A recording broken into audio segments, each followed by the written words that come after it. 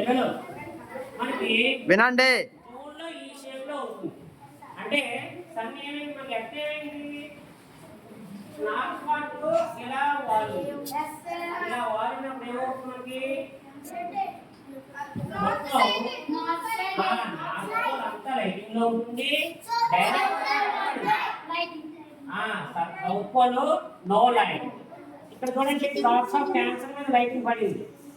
Drops of cancer మీద lighting ఎక్కువ పడింది. అంటే జూన్ నెల ఏమైపోతుంది నార్త్ హెమిస్ఫియర్ అంతా లైటింగ్ లో ఎక్కువ ఉంటుంది అన్నమాట. ఓకేనా? ఇలా ఉంటుంది.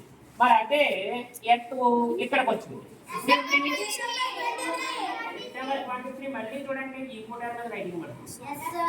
అంటే ఇప్పుడు మళ్ళీ గోల్డ్ అంతా సమానంగా ఉంటుంది. అవునా?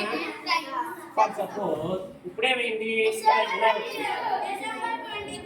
డిసెంబర్ 23 లైటింగ్ ఎక్కడ పడింది సౌత్ పోల్ చూడండి మొత్తం లైటింగ్ లో ఉంది.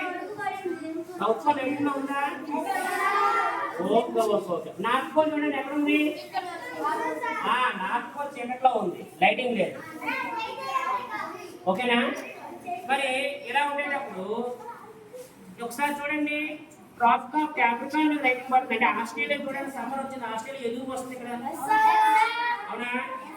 అలా ఇంకా చూడండి సౌత్ ఆఫ్రికా మీద లైటింగ్ బాగా వస్తుంది. ఇది చూడండి సౌత్ అమెరికా మరియు ఆఫ్రికాలో సౌత్ పార్ట్ లో మనకి ఎక్కువ లైటింగ్ పడుతుంది. ఇలా మనకి ఏమవుతుందంటే ఎర్త్ రెవల్యూషన్ వలన మనకి సీజన్స్ అనేవి అర్థమైందా?